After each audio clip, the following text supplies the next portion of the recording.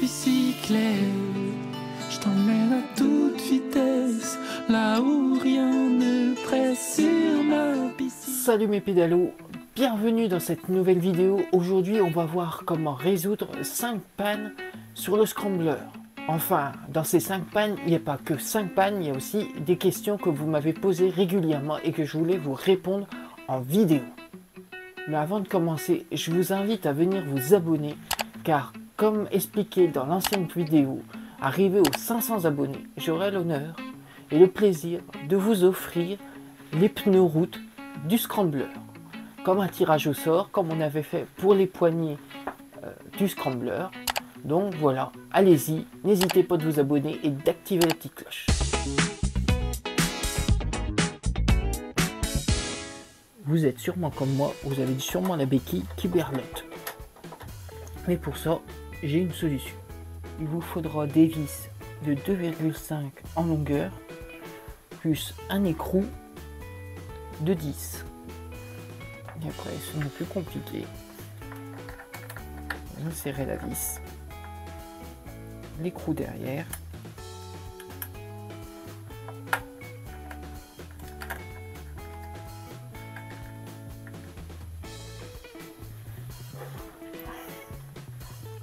vous serrez un bon coup et le tour est joué.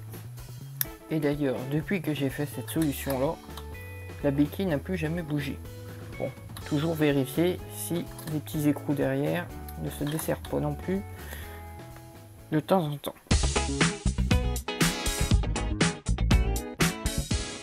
Pour le rétro, on va desserrer cette petite vis qui est là.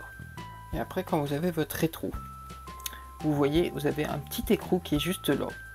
Et ben, il va falloir le desserrer jusqu'au bout. Donc, vous prenez une clé qui va avec.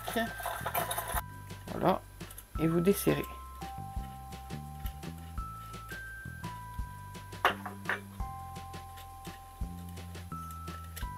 Vous retirez le petit caoutchouc.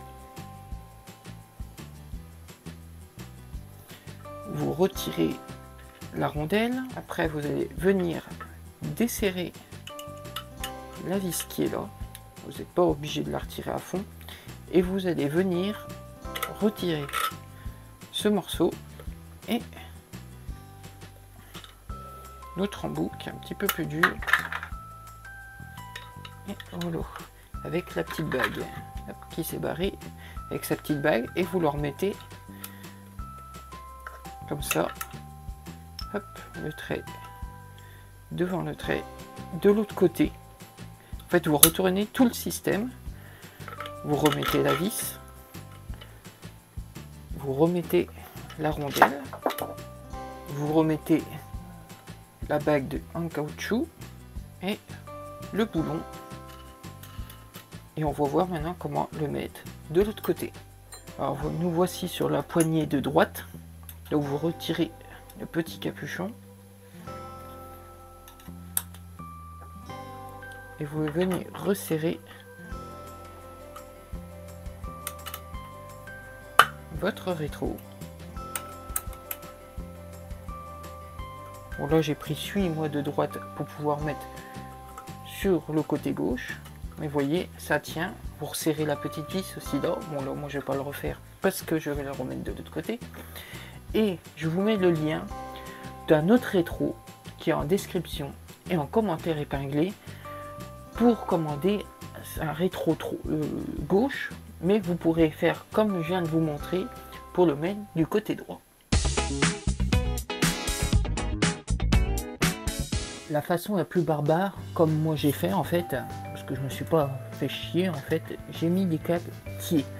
Donc je passe derrière, je passe là et je la fixe de cette manière.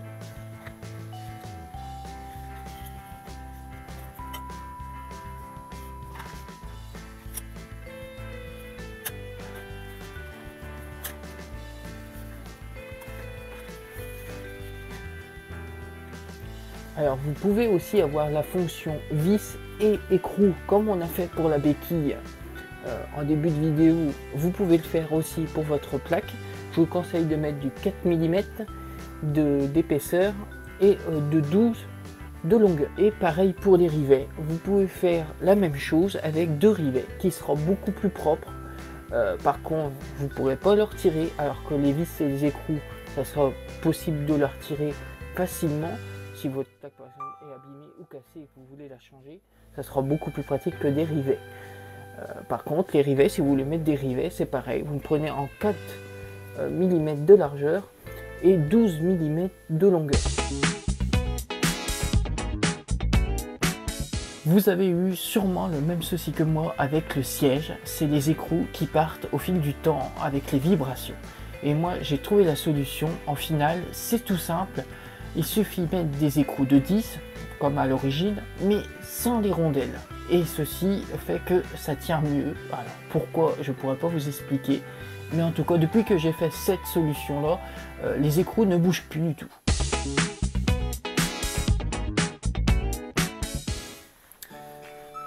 Alors ça c'est un problème, je ne sais pas s'il est que pour moi, mais j'ai cru voir quand même dans le groupe Facebook qu'il y en avait certains qui avaient ce souci là.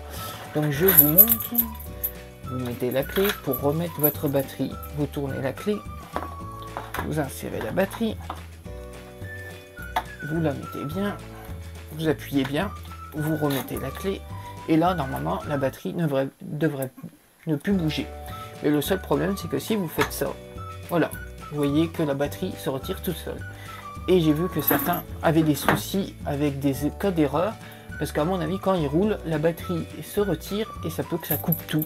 Alors je ne sais pas si cette solution dans le temps va tenir, mais la seule solution que j'ai trouvée pour que la batterie ne bouge plus et qu'elle tienne très bien, c'est de la mettre contre le petit pipion à l'intérieur, et un coup qu'elle est bien comme ça, de bien appuyer dessus, comme ça, un bon coup sec. Et là, quand vous essayez de la retirer, impossible de la retirer, elle tient bien dans son socle. Donc voilà, j'espère que cette petite solution-là vous aura aidé aussi. Voilà mes pédalos, j'espère que cette vidéo vous aura été utile. Si c'est le cas, on explose les pouces en l'air. Si vous avez des questions, n'hésitez pas à me les poser en commentaire. Et n'oubliez pas de vous abonner car c'est gratuit.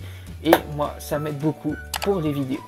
Et sachez aussi, si vous activez la petite cloche de notification, vous êtes alerté à chaque fois que je sors une nouvelle vidéo. Mais sur ce, je vous donne rendez-vous samedi prochain et toujours sur